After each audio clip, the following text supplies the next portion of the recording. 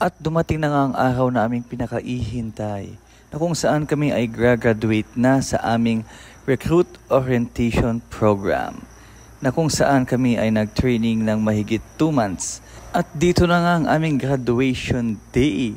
Ayan, sama ko pa ang aking Bebe Kels. After nga niyan ay na-invite kami agad sa Vibran ng Civil Service Commission kasi nga anniversary nila. So kaming mga team Tugigaraw ang sinabak para naman makijoin sa Vibran na ito.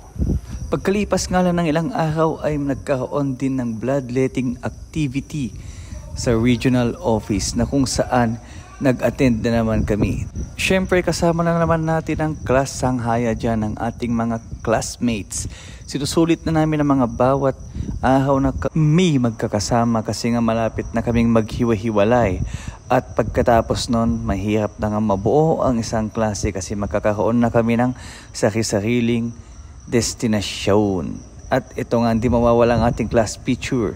Pagkatapos niya, nagkaroon ulit ng tree planting activity sa May Malig, Isabela, na kung saan madami sa amin ay nagmotor kasi nga hindi natuloy ang aming pinaplanong ride.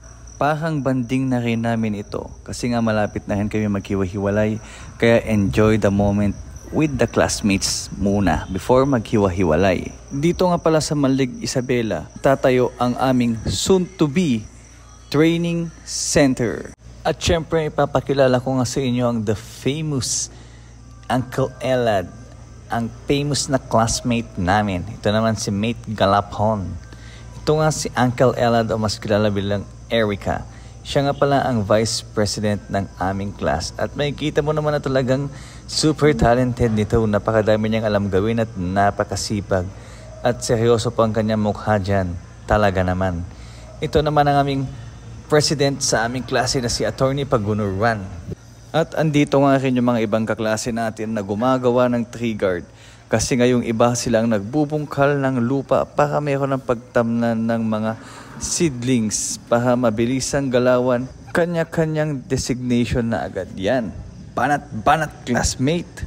At ito nga kami naman ang nautusang kumuha ng tubig para magbigay sa ating mga classmate para mayroon silang pandilig.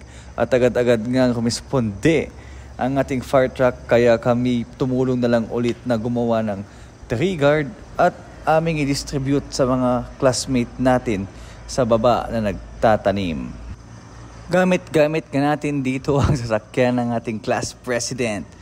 Kaya naman talagang napadali ang trabaho. Hindi na kailangan buhatin isa-isa ang mga tree guard. Isasakay na lang sa pick-up at ibababa. Para naman talagang mabilis patapos ang ating trabaho. At syempre isang pangmalakasang papaitan muna dyan before tayo umuwi. So early lunch na rin natin to with our classmates. So thank you for watching Bonnie Vlogs out. Pew pew pew pew pew.